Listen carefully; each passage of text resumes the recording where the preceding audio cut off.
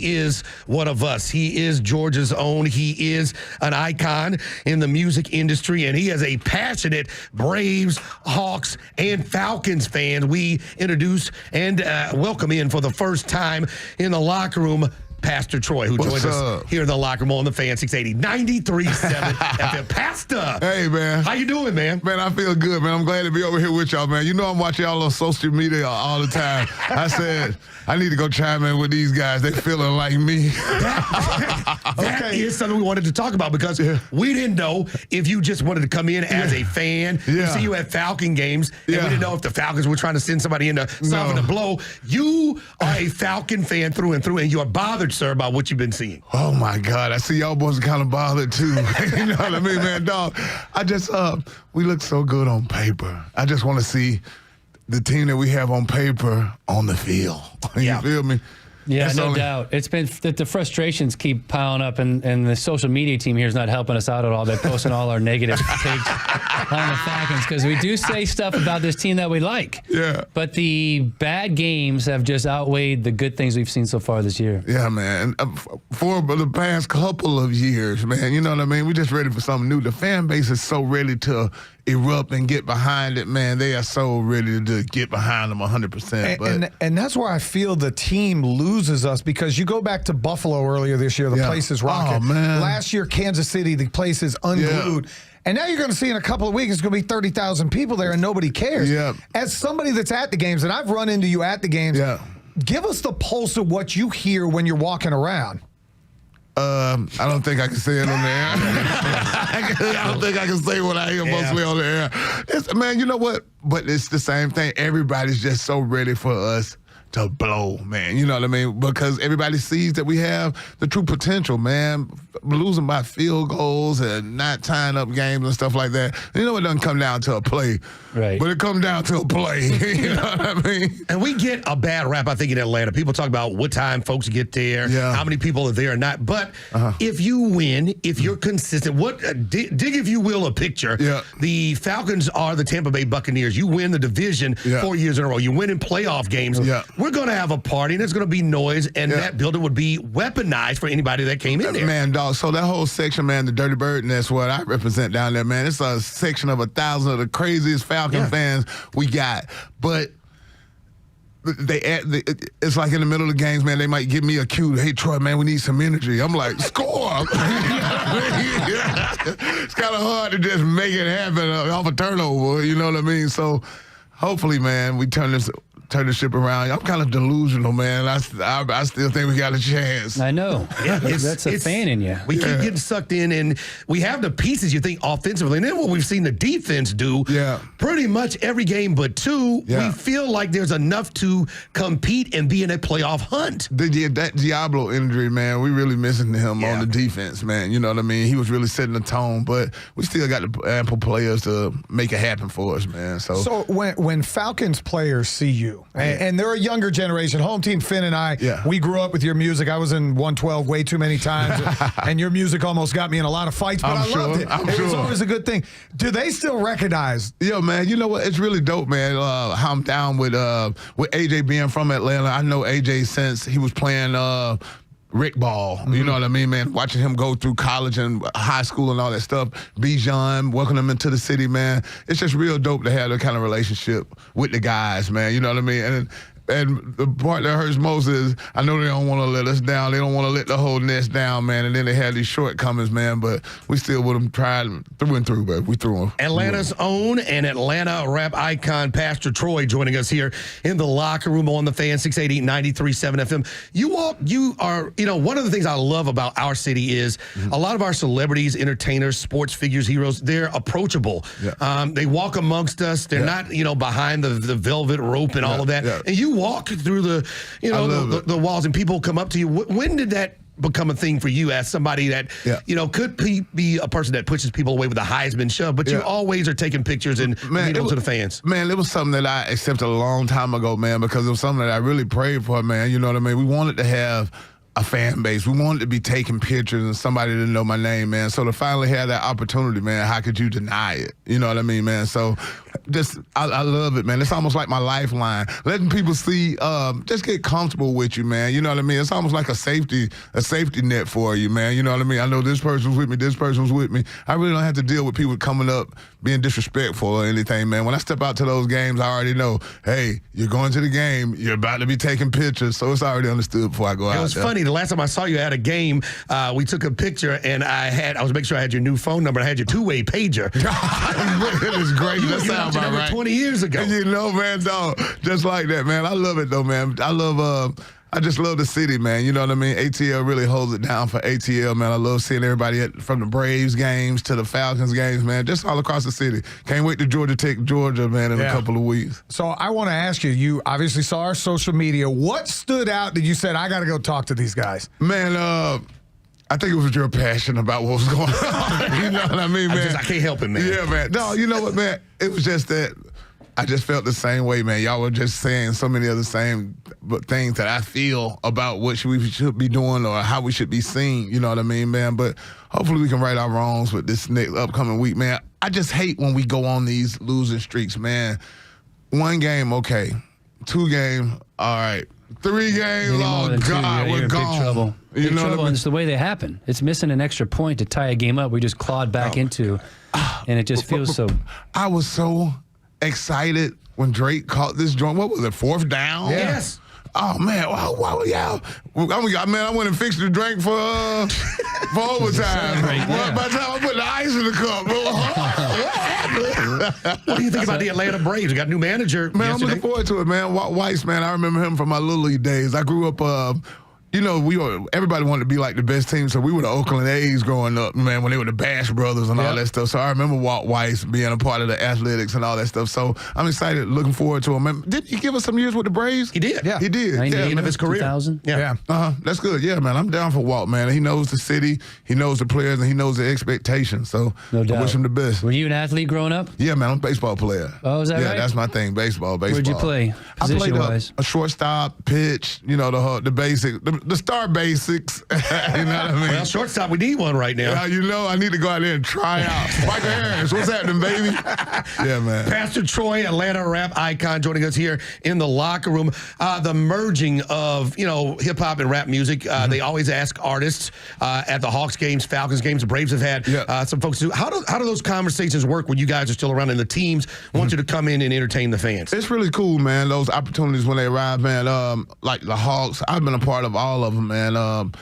And they just understand what we mean to the place, to the building, to the people in the building, man. That music brings a lot of energy, man. You look up, man, it doesn't even have to be an Atlanta game. I hear our music at all the stadiums across the league, you know what I mean? Atlanta artists. So we definitely got to cultivate it here in the city where the artists are actually from, you know what I mean? So it's cool, man. I like it. At what age did you realize you might be into some producing and promoting music, and doing the rap you've been doing, music?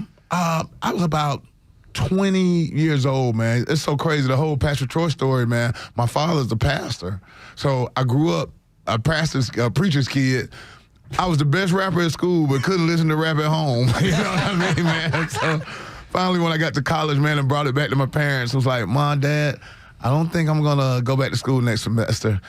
I think I'm going to be a professional rapper. They're like, I love that. Yeah. You know? I asked my mom a couple of weeks ago, I was like, Mom, after I sat down with you and Dad and asked y'all about being a professional rapper, I was like, what conversation did y'all have when y'all were in the room? She was like, nothing. We were like, he just going through something. He'll get out of it. You know? Snap out of it. Yeah, man. 25 years later, man, they've been a real. Crazy. How does that work with your dad? We had a funny conversation earlier. Yeah. What branch was he in, first and foremost? Army. Army. Drill Army. instructor in the Army. Yeah, drill sergeant in the Army. When your father's a pastor and you go into the rap game, now when your father's asking for the doors to the church to be open, he can't play any Pastor Troy music. Definitely not. It was so crazy, man. When my first album came out, man, I'll never forget him taking my CD to church and presenting it to the congregation, man, asking them for their prayers. It was like, y'all, Mike has made this decision to be an artist, you know, everything, and I want y'all to support him. He looked around. It was kind of quiet. He was like, I support y'all kids or whatever they want to do. You know what I mean, man? So it made them really love it. And I love it so much, man. Here I am, 25, 27 years in the game now, and still going to church on Sundays and see those same people that were amazing. there. That's I introduced your music and you to my wife in the kitchen yesterday, and unfortunately played the explicit version. So oh my God, way to go, Finneran. Way to go, 86. Thanks a lot. She said, I think I'm done with Pastor Troy. So we'll give it another try with the good stuff. Miss Finneran, I'm going to make sure we get you some clean music. I promise you some clean edits. You listen to the locker room version. Right. Well, stick around. We got some football talk to get to. Let's do it.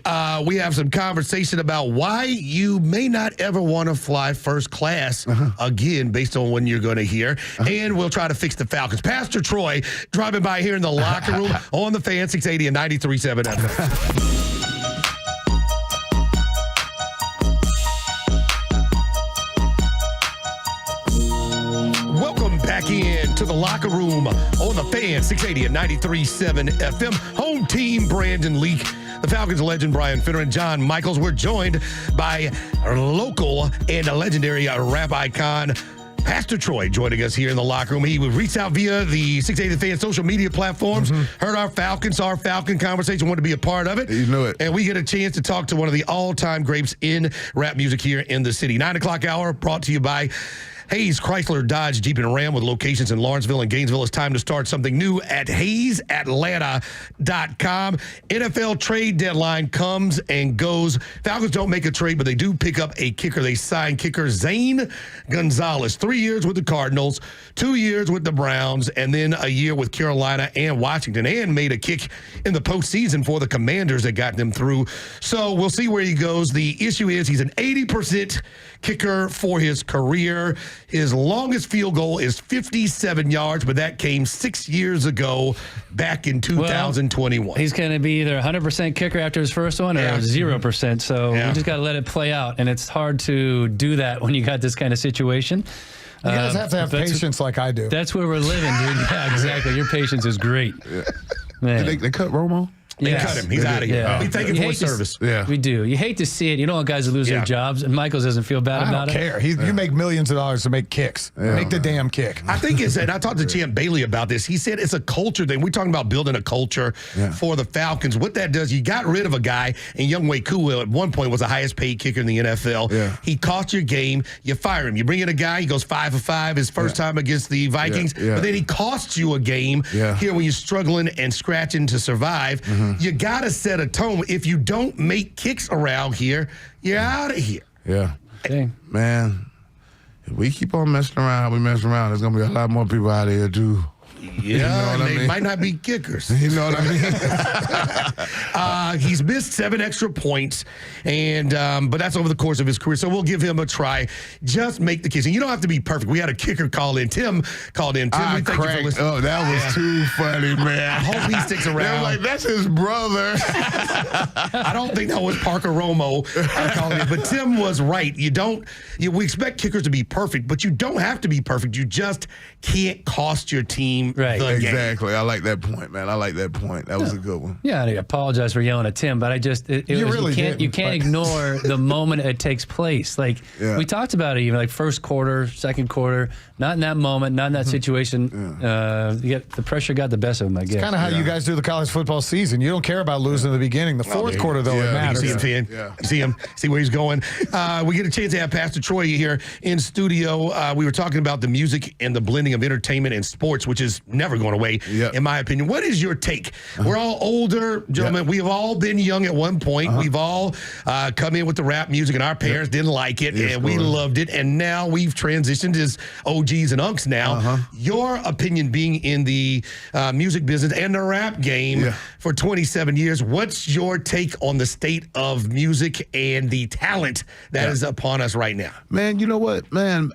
I always say I'm so thankful, man, to God that I made classic music, really timeless music, man. So I'm booked, and it's so dope to have these songs that were so impactful to different players, different people remember them from college and partying to them and stuff like that. People have careers and stuff now. I'm excited to hook them up. But I love it, man. I have music that stood the test of time, man. My concerts, I'm on like legend tours, man. I go on tour with Trick Daddy, Scarface, Trina, Youngbloods. All of us perform together on the road and stuff like that. So it's a real mature crowd. I don't have to worry about any violence or anything, man. It's really just like a date night when we go out. So I'm having fun with it, man. I took my 16-year-old, about 3 weeks ago? We went and saw Ice Cube. That was beautiful. It was awesome. Yeah, and, man. It wasn't as packed as I wanted it to be, but you know what? He got to see music, and he goes, Dad, he's really going to do 2 hours by himself. I go, yeah, this is what 40 years in the game is going to get you. It's dope, man. You know what? And when I was at Payne College down in Augusta, Georgia, getting my rap career going, Ice Cube came for a Q&A. And they took, I asked him, I was like, man, you listen to my demo? He was like, bring it up. Man, I took my demo up. He listened to my little headphones. This sound bull, you know what I mean? It wasn't hitting no nothing, but he still gave me that time, man. And that little bit made me feel like, man, I got a chance. Ice Cube just listened to my joint. And what was so crazy, they took our picture for the yearbook. And I was able to show him that, man, from before. It said Ice Cube listens to Pastor Troy's demo. I didn't even have an album out. You know what I mean, man? Those are kind of stories and stuff like that, man, that made me persevere. That's what I hear now. It's, the music from days gone by. It was fun and everlasting. Yeah. And this music sounds a little bit more dated. Angry, and not going to last a long time. What was the article we sent each other? It was like the first time in since 19. Oh, did you mention that? Yeah. It's crazy. It hasn't been. I was telling them, like a lot of the billboards and stuff like, a lot of those charts and stuff like that were based towards the record labels when you were signed to a label. But with the independent game and how everything has changed now, people be able to just upload their music themselves. They're not really worried about being on those charts. They're worried about how the money landed. You know what I mean? So, what was it like as an artist the first time you heard your song on the radio, or the first time you walked in a club and somebody plays it? You know what? The first time I heard my song on the radio, I was upset because they should have been playing it. It was hot in the streets. You know what I mean, man? So it's all good. I know a lot of artists probably feel the same way, man. You know what I mean? Like, they should have been playing it, but it's a lot of time, and it's a big world. You know what I mean, man? A lot of people, we think that in the music game, we think that everybody heard it. It's all over, but man, we're talking about a whole world here. And that's the big difference of our generation, and today. Our generation, you went to Candler Road, or you went to J Shop. You went over and grabbed you a mixtape, and it was regional. Like Atlanta sounded different than Florida. Florida sounded different than New York. New York sounded different than Cali. Now everybody sounds the same. Now everybody does this. They put on their phone and they hear it immediately. Yep. Man, that's the difference, man. I love. They wouldn't even understand the whole nostalgia of going to the store, having to be one of the first 30 people there to even get this CD, opening up the credits, ripping off that package, man, and just reading every word that was on there. Man, I miss that so much, man. You know what I mean? I say I feel sorry for the kids who never got a chance to really experience that. Now, one of your notable, kind of things that everybody knows you for is you've always got the championship belt. Now, that's the Ric Flair WCW championship belt, Brian Finneran. 16-time world champion. 10 pounds of gold.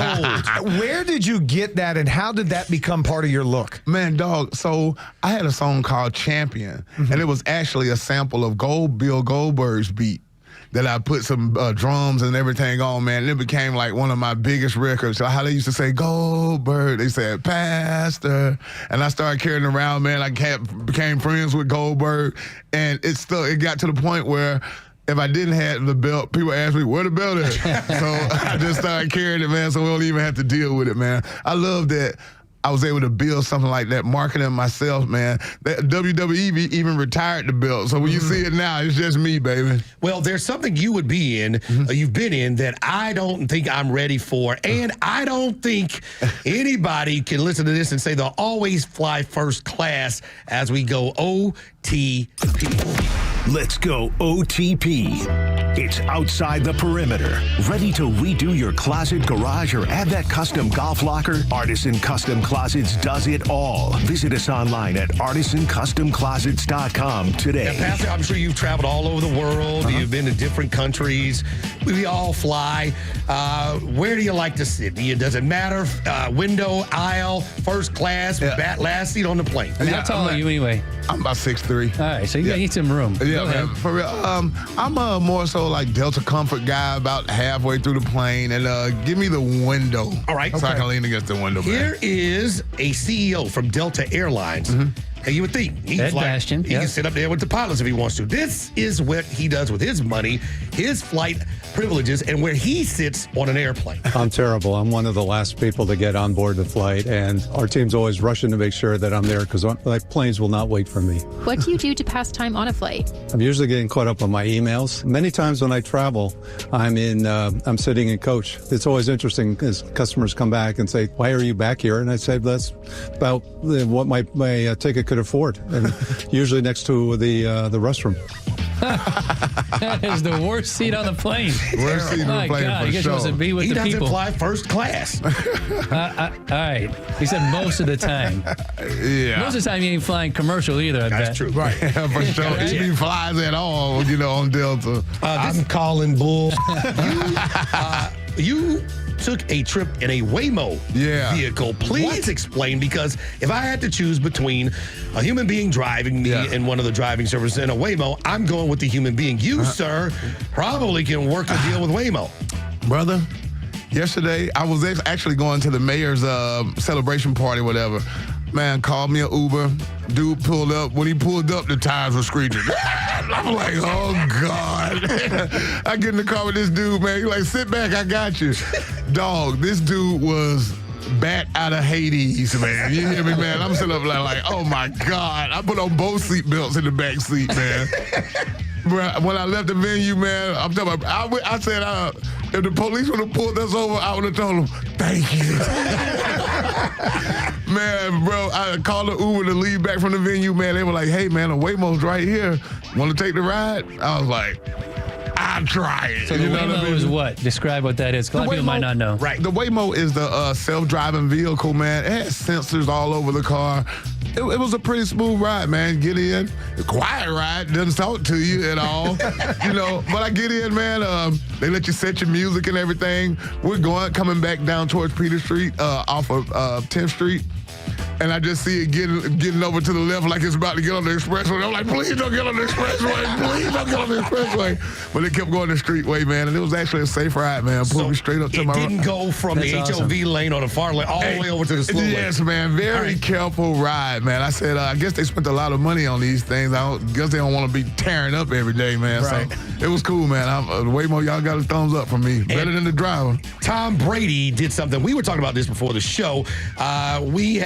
We're all dog people here. He cloned his dog, huh? He cloned his dog that passed away, and I didn't know if this was cool or creepy. Then I thought about it. It's creepy. Yeah, it's real Once creepy. your little buddies go on to furry glory, and you want to become a pet owner again, just get another pet. Why would you clone a pet that just passed away? That's why you keep like the bloodlines going and stuff like that with the breeders and stuff like that. You get another puppy, you know what I mean? Get a puppy off of the litter to keep it going, not clone the dog. So here's how this works, especially for a guy like Tom Brady who likes to make it about himself sometimes. His dog, Junie, is a clone of his previous dog, Lua, who died in 2023. He is an investor in a company called Colossal Biosciences, which does what? And there Clones it is. dogs. Clones animals. There it is. You got to get the information out there and make sure it works. I don't want anything to do with it. Yeah. That sounds creepy and almost disgusting. Yeah, man. But I don't know. Yeah, go to one of these rescue centers, all these dogs that need homes. Come on, Tom. Yeah. We rescued 4 dogs. You They're guys are very good. You guys are appreciative. good like that. They're appreciative. My dog's a rescue. Good. You're good like that too. I am. Give me a puppy off the litter, man. I'll give you your blood back, man. I'll give you a dog back later on. I'm afraid you clone a dog, he's going to turn on you. That is weird. All right. Trust some And that is clone going dog. OTP. His money's different than mine. It's definitely different. And your money's different than ours.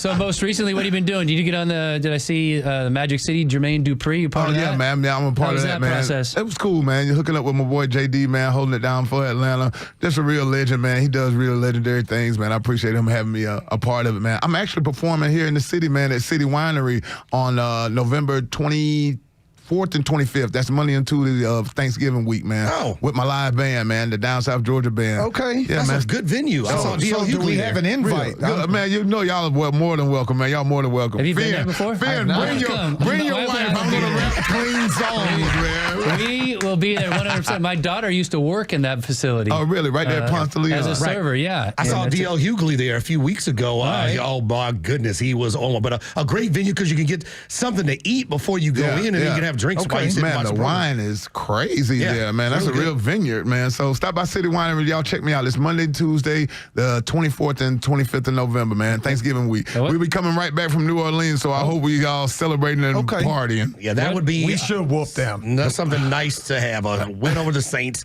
and a good concert. I like it. No doubt. It's good. Well, what time does it start? Because we got to get up early on Monday and Tuesday. Man, there we go. 7:30, 8 o'clock, man. I'm hitting the stage, man. And then Georgia Bulldog fan? Georgia Bulldog fan, you know it, man. What do you about the team this year? They stressing me out, too, man. Come on, man. Georgia Bulldogs. Can somebody just beat somebody bad for me one time? But Kirby has spoiled everybody. He used to stomping everybody, and then it's over by midway through the third quarter. Now, you just win differently. You have to wait till the fourth quarter, and he's getting some Kirby coaching in the fourth quarter to win games. Yeah, man. You know what?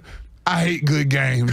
You know what I mean? That's just so blow them out, man. Let's go. I'm going to be down for the Texas game, man. Arch Manning coming to the city, so I'm going to be down there hanging out in Athens. All my homeboys, I'm looking for you, baby. We thank you for, reaching out. And we thank you for, following us and seeing what's going on. Clearly it's working. Social media here at 680 The Fan. The doors to the locker room are always open for you. So maybe as we get closer to postseason with the Georgia Bulldogs and hopefully, Georgia Tech and then whatever is happening with the Hawks, we'd love to have you back in studio. Man, I can't wait, man. Y'all think Georgia Tech going to make it? They got to. It's up to them. If you win, you're in. If you don't, you're out. And it's that simple. How you feel about Georgia, man? Do y'all want us to play for the SEC championship or not? That's the question. Yes, because you're on a roll and you're going. No, because it's one more game you got to grind through and fight through. And I'll say no because it's no longer guaranteed that the top 4 seeds are conference champs. You could be, if you're number 4, you could have the bye anyway. So why have to play another game? Or let Texas A&M and Alabama battle that. I like that. Miss the SEC title game and you're 5, you host Memphis. Right. What's wrong with that? Game in Memphis and Athens. I think Kirby would take that as well. Man, can't wait to talk to y'all boys closer to the playoffs. Let's do it. Anytime. Well, we appreciate your time. You're a music legend, an icon, and we appreciate you checking us out and coming in the locker room. Man. Pastor Troy joining us here in the locker room.